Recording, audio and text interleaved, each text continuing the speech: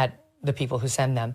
Can I ask you, Cash, the text messages between Tyler Robinson and his roommate Lance Twiggs, the reason a lot of people think Tyler didn't do it is because they sound kind of fake.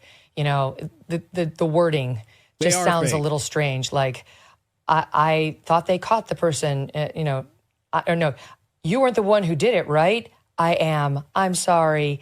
They go on from there. Why did I do it? Yeah, I had enough of his hatred, and so on. Do you have any reason to believe that text exchange was not real between them for whatever reason, potentially even having been orchestrated between the two of them? Look, I understand the emotion behind this case. Charlie was my friend. He was your friend.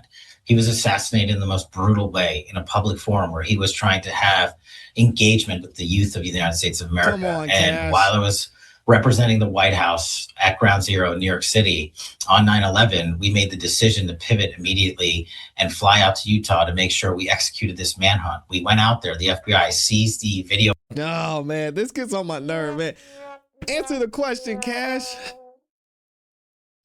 We already know where this is going to go. I try and give him a chance, but this dodging of the questions, if you can't answer it, just say you can't answer it. It would save us all a bunch of time. We know what happened, Cash.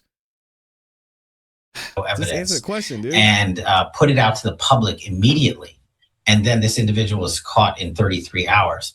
And so I understand that there's so much charged emotion on the other evidence that was collected, the notes that you were talking about, the text message, excuse me. And we present that information to the prosecutors to make the determination based on the evidence we have as to whether or not they were real. I can't stylize or comment on it because it's an ongoing investigation, but I don't believe the prosecutors in the state of Utah would be using any piece of information or evidence that was not credible.